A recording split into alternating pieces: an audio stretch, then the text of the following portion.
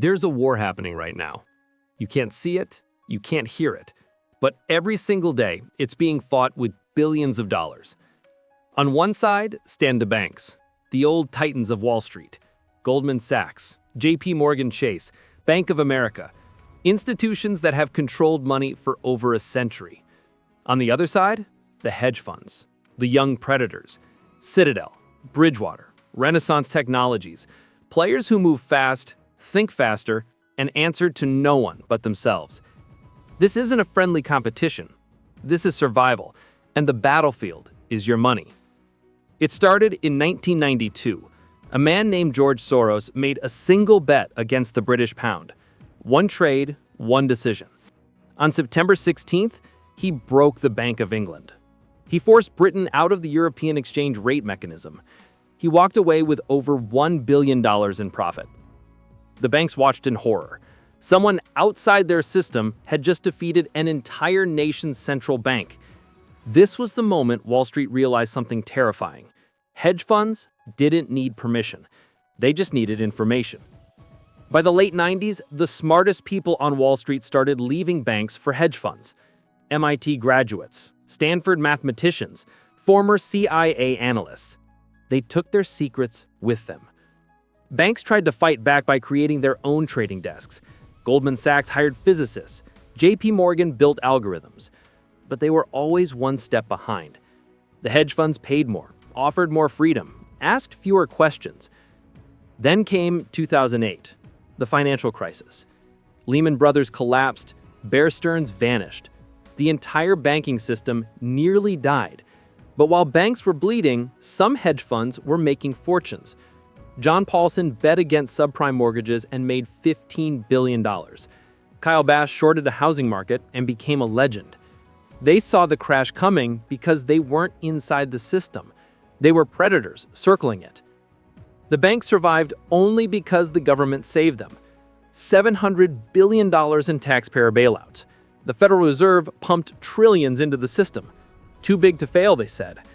But the hedge funds didn't get bailed out. They didn't need to be. They already won. After the crisis, everything changed. The Dodd-Frank Act tried to cage the banks. The Volcker Rule banned proprietary trading. Banks couldn't take the same risks anymore. But hedge funds faced no such restrictions. They could still bet big, still move fast, still hunt. The playing field had tilted completely in their favor. The banks fought back the only way they could. They became information brokers. They sold research. They offered prime brokerage services to hedge funds, lending them money to amplify their bets. It was a dangerous game.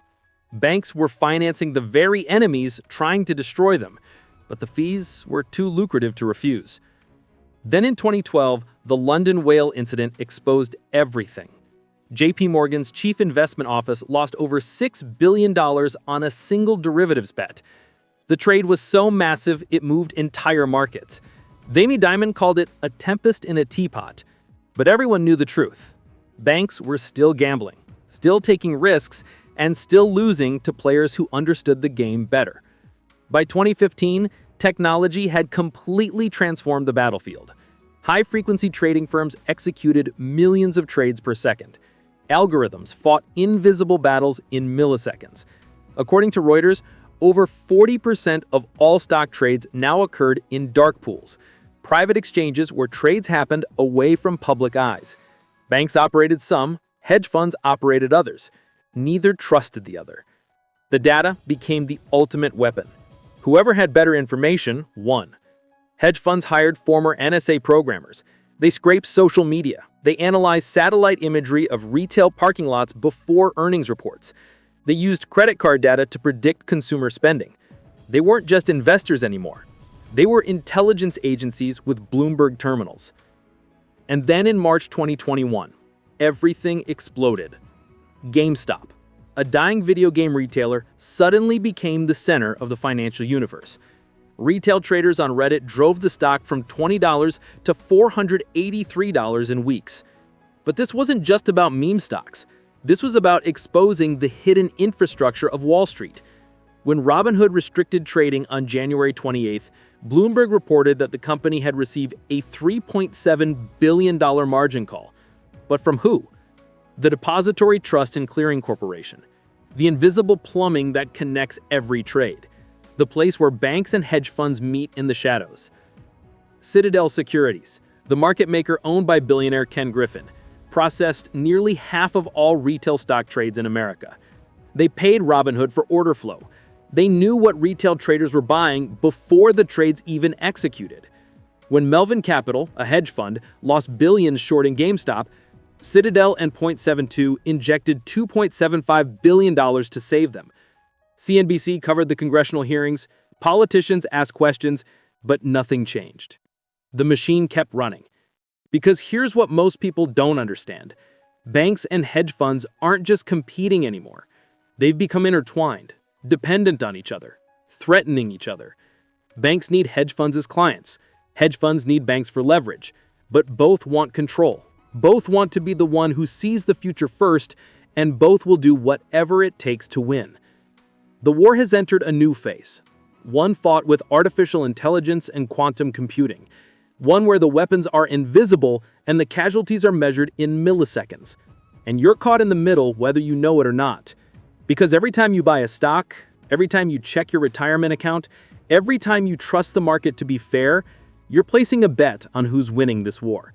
And right now, nobody knows for sure. But there's more to this story. Much more. Because the weapons they're using now make everything that came before look primitive. And the next battlefield might not even be in stocks at all. The year is 2016. Deep inside a nondescript building in Chicago, something is being born. Not a child, not a company, a mind. An artificial intelligence designed to do one thing: trade. Faster than any human, smarter than any analyst, more ruthless than any Wall Street veteran. This is Citadel's new weapon, and the banks are terrified. Because by this point, the war has moved beyond humans. High-frequency trading now accounts for over 50% of all equity trades in America, according to research from the Tab Group. These aren't people making decisions. These are machines. Algorithms written by physicists and mathematicians who never worked a day on a traditional trading floor. They execute thousands of trades per second. They profit from price differences that exist for less than a millisecond. They can see your order before it's filled and trade against you. It's called latency arbitrage, and it's completely legal. Renaissance Technologies perfected this years ago. Their Medallion Fund, run by former NSA codebreaker James Simons, returns an average of 66% annually for 3 decades. Not through insider trading, through mathematics, through patterns invisible to human eyes. They hired string theorists and cryptographers, people who could see the market as a physics problem, and they solved it. The banks tried to compete. Goldman Sachs built a platform called Marquee. Morgan Stanley launched its own algorithmic trading system, but they were hamstrung by regulation, by oversight, by bureaucracy. Every new algorithm had to be approved by compliance departments, tested by risk managers, reviewed by regulators. Hedge funds had none of these restrictions. They could deploy new strategies overnight, test them with real money, shut them down if they failed, move on to the next idea.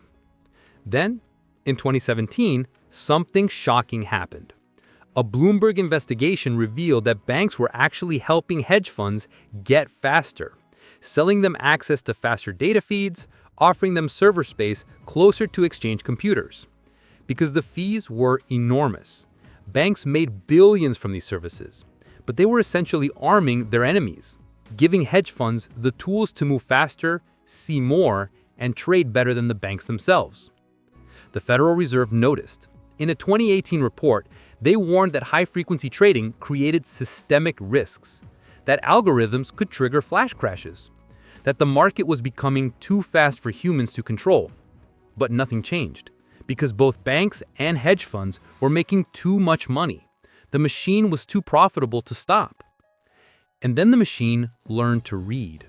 Natural language processing allowed algorithms to scan news articles, social media posts, and corporate filings in real time. When Tesla CEO Elon Musk tweeted about taking Tesla private in August 2018, Algorithms reacted in microseconds. They bought and sold before human traders even finished reading the tweet. The SEC charged Musk with securities fraud. He paid a $20 million fine, but the algorithms kept trading. By 2019, artificial intelligence had become the dominant force on Wall Street. JP Morgan revealed it was using machine learning to execute trades and manage risk. Bank of America deployed an AI system called Erica to handle customer service. But the hedge funds were further ahead. Two Sigma, a quantitative hedge fund managing over $60 billion, employed more computer scientists than any bank. They weren't hiring MBAs anymore. They were hiring AI researchers from Google and Facebook. The data became everything. Alternative data, they called it. Satellite images of oil tankers to predict energy prices. Foot traffic data from mobile phones to forecast retail earnings. Weather patterns to predict agricultural yields. Hedge funds paid millions for this information. Companies like Orbital Insight and Yipit Data sold insights that could move markets. And the banks were shut out. They couldn't compete with the speed, the creativity, the hunger. Then 2020 arrived. The pandemic. The world stopped. Markets crashed. On March 16, 2020, the Dow Jones fell nearly 3,000 points, the worst single-day point drop in history. Banks activated emergency protocols. The Federal Reserve slashed interest rates to zero. Congress prepared a stimulus package. But hedge funds saw opportunity. They went all in on technology stocks, on companies that would thrive in a digital world. Zoom, Peloton, Netflix. Within months, they had made billions while banks struggled with loan defaults and mortgage forbearance. Citadel had its most profitable year ever in 2020. Renaissance Technologies returned over 76%. Meanwhile, Wells Fargo cut its dividend for the first time since the Great Depression. Bank of America's profits fell 35%. The gap between banks and hedge funds had never been wider. But the banks had one advantage left: access to the Federal Reserve. In March 2020, the Fed launched an unprecedented intervention. They bought corporate bonds, mortgage-backed securities, even junk bonds through special purpose vehicles. They injected over $4 trillion into the financial system. Bloomberg reported that banks received emergency funding through repo operations and discount windows. Hedge funds got nothing directly, but they benefited anyway because markets soared. This created a new dynamic. Banks were now essentially extensions of the government, regulated, monitored, controlled. They had become utilities. Hedge funds remained wild, free, dangerous. They could take the risks banks couldn't, make the bets banks wouldn't, and profit from the chaos banks had to contain. By 2021, the divide was complete. Banks reported to the Office of the Comptroller of the Currency, the Federal Reserve, and the FDIC. They underwent stress tests every year, had to maintain capital ratios, follow lending standards. Hedge funds reported to no one but their investors. Some didn't even report to them. Archegos Capital, a family office that operated like a hedge fund, used derivatives to hide massive positions from its bank lenders. When those bets went bad in March 2021, Credit Suisse lost $5.5 billion. Nomura lost $3 billion. The banks had been blindsided by a player they thought they controlled. The SEC opened investigations. CNBC covered the hearings. Senators demanded answers. But the truth was clear. The system had become too complex, too interconnected, too fast. Banks couldn't monitor every hedge fund. Regulators couldn't keep up with new strategies. The war had moved into a realm where traditional oversight meant nothing. And now, the battlefield is shifting again, to something even more dangerous, something that neither fully understands yet, but both are desperately trying to control. Because the next war won't be fought with stocks or bonds or derivatives. It'll be fought with something that exists outside the traditional financial system entirely. It started with a mystery. In October 2028, someone calling themselves Satoshi Nakamoto published a paper describing Bitcoin, a digital currency that needed no banks, no central authority, no government backing. just mathematics and code. The banks laughed. The hedge funds ignored it. Both thought it was a joke, a curiosity for computer nerds and libertarians. They were catastrophically wrong. By 2013, Bitcoin had reached over $1,000. Hedge funds started paying attention. Banks called it a bubble, a fraud, a Ponzi scheme. Jamie Dimon, CEO of JP Morgan, called Bitcoin a scam in 2017. But quietly, the bank was building its own blockchain division. They saw the threat, a financial system that didn't need them. Hedge funds moved faster. Renaissance Technologies started trading Bitcoin futures in 2017. Galaxy Digital, founded by former Goldman Sachs partner Mike Novogratz, raised hundreds of millions to invest in cryptocurrency. They understood something the banks didn't. This wasn't just a new asset class, this was a new battlefield, and they were going to dominate it. By 2020, institutional investors were pouring billions into crypto. Citadel Capital, led by Michael Saylor, put over $1 billion of corporate cash into Bitcoin. Tesla bought $1.5 billion worth in February 2021. The narrative changed. This wasn't internet money anymore, this was digital gold, a hedge against inflation, a store of value. And suddenly, everyone wanted in. Banks had a problem. They couldn't ignore crypto anymore, but they couldn't fully embrace it either. Regulators were hostile.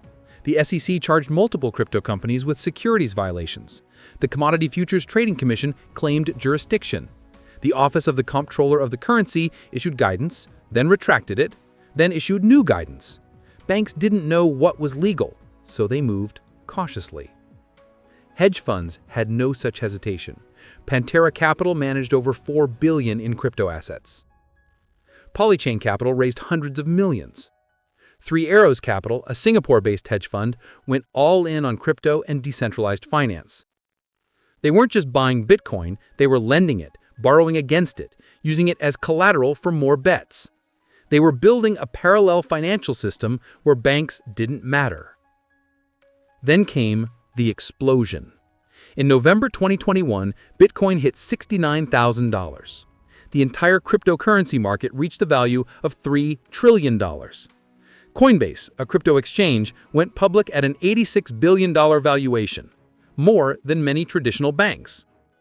Bloomberg reported that Fidelity was offering Bitcoin to retirement accounts. Goldman Sachs restarted its crypto trading desk. Morgan Stanley allowed wealthy clients to invest in Bitcoin funds. The banks were finally entering the war, but they were late. Hedge funds had already built enormous positions. Citadel Securities was making markets in crypto.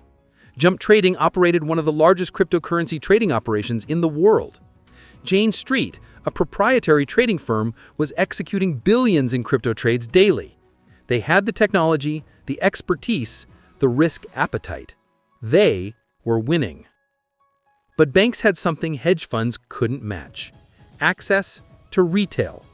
In 2021, Bank of America, Wells Fargo, and JP Morgan began offering crypto custody services. Not to everyone, just to wealthy clients, just to institutions. But it was a start. They were positioning themselves as the bridge between traditional finance and this new world, the gatekeepers once again. And then the market crashed. In May 2022, Terra Luna, a so-called stablecoin worth $40 billion, collapsed to zero in days. Over $200 billion in value evaporated from the crypto market. Three Arrows Capital, the hedge fund that went all in, defaulted on billions in loans. Celsius Network, a crypto lending platform, froze customer withdrawals. The contagion spread fast. Banks watched with satisfaction. "See," they said, "this is why we have regulations. This is why we move slowly. This is why the system needs us." But the celebration was premature. Because in November 2022, FTX imploded. Sam Bankman-Fried's $32 billion crypto empire collapsed in days. And the investigation revealed something shocking. FTX had connections to major banks. It processed fiat currency through traditional financial institutions. It had investors from Sequoia Capital to BlackRock. The wall between traditional finance and crypto wasn't real. It never had been. The SEC charged Bankman-Fried with fraud. He was arrested in the Bahamas, extradited to the United States. The trial in 2023 revealed years of customer fund misuse, of fake accounting, of lies to investors and lenders.